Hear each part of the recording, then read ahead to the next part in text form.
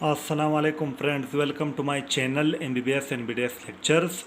Today our topic is related to general surgery hyponatremia. Before going to explanation, if you want to watch the same lecture in English language, I already upload the same lecture in English language on my YouTube channel. Go and watch that video. But if you want to watch in Urdu, Hindi, then this video is for you. तो आज हमारा topic है general surgery का hyponatraemia. इससे पहले video में हमने हाइपरनेट्रीमिया के बारे में पढ़ा। आज हम पढ़ेंगे हाइपोनेट्रीमिया के बारे में।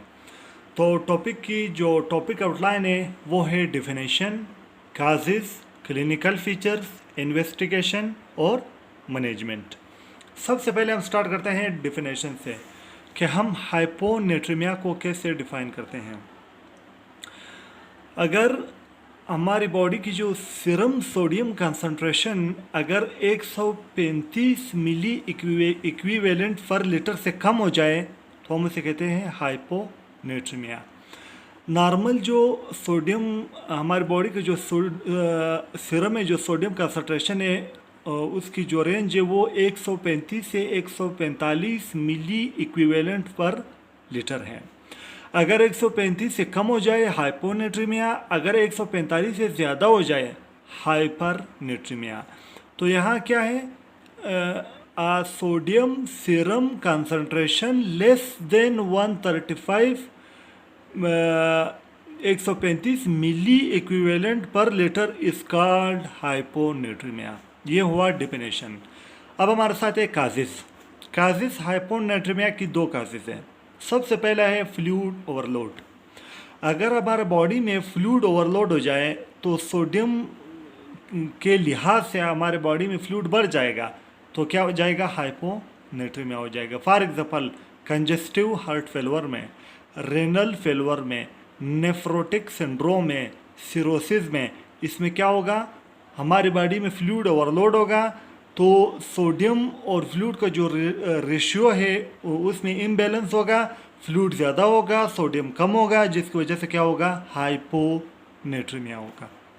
दूसरा जो काज है वो है ड्रग्स, जैसे कि SSRIs, selective serotonin reuptake inhibitors, NSAIDs, opioids. ये वो ड्रग्स हैं जो क्या करते हैं, हाइपोनेट्रीमिया करते हैं। तो ये दो काजेस हुए, एक फ्लूइड ओवरलोड हुआ, दूसरा क्या हुआ, ड्रग्स। अब हमारे साथ है क्लिनिकल फीचर्स। क्लिनिकल फीचर्स जो है वो हाइपोनेट्रीमिया की क्या है, सबसे पहले लिथार्जी है, सुस्ती होगा, नोजिया होगा, वोमिटिंग होगा, कोमा, फटीग, हेडेक, एनोरेक्सिया। ये जो है 7 क्लिनिकल फीचर्स है हाइपोनेट्रीमिया की। उसके बाद ये इन्वेस्टिगेशंस में आमतौर पर हम 3 इन्वेस्टिगेशन करते हैं। सबसे पहले हम प्लाज्मा ऑस्मोलिटी देखते हैं, वो हाइपोनेट्रीमिया में क्या होगा, लो होगा। दूसरा हम यूरिन ऑस्मोलिटी देखते हैं, वो भी क्या होगा, लो होगा हाइपरनेट्रीमिया में। तीसरा हम यूरिन सोडियम कंसंट्रेशन देखते हैं, वो भी क्या होगा, लो होगा। तो ये 3 इन्वेस्टिगेशन है, plasma osmolality, urine osmolality, urine sodium concentration. तीनों इन्वेस्टिगेशन क्या होंगे उसमें, यानी तीनों इन्वेस्टिगेशन क्या होंगे, लो होंगे। तो ये हुआ इन्वेस्टिगेशन। लास्ट है मैनेजमेंट। मैनेजमेंट में हम क्या करते हैं, सबसे पहले हम पेशेंट को नॉर्मल सैलाइन देते हैं ताकि उसकी जो सोडियम कंसंट्रेशन है वो क्या हो जाए, बढ़ जाए। दूसरा, हम अगर फ्लूइड ओवरलोड हो तो हम उसको मेनिटोल डायूरेटिक्स देते हैं। मेनिटोल डायूरेटिक्स क्या करता है, फ्लूइड ओवरलोड में जो फ्लूइड है वो हमारे बॉडी से निकालेगा। तीसरा क्या है, स्टॉप द ड्रग और रिप्लेस विद अदर ड्रग।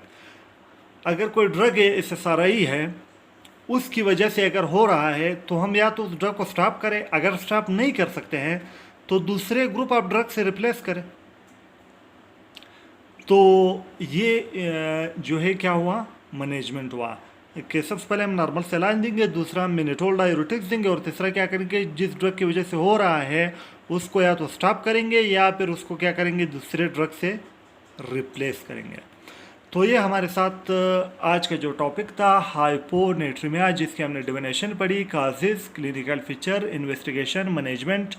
तो हमारा आज का टॉपिक कंप्लीट हुआ। दोस्तों, अगर आप लोगों को वीडियो अच्छी लगी हो तो वीडियो को लाइक करो, शेयर करो और चैनल को सब्सक्राइब करो और बेल आइकन को प्रेस करके ऑल नोटिफिकेशन को ऑन करो ताकि मेरी हर नई आने वाली वीडियो सबसे पहले आप तक पहुंचे। दोस्तों, वीडियो देखने का बहुत बहुत शुक्रिया। अल्लाह हाफिज़।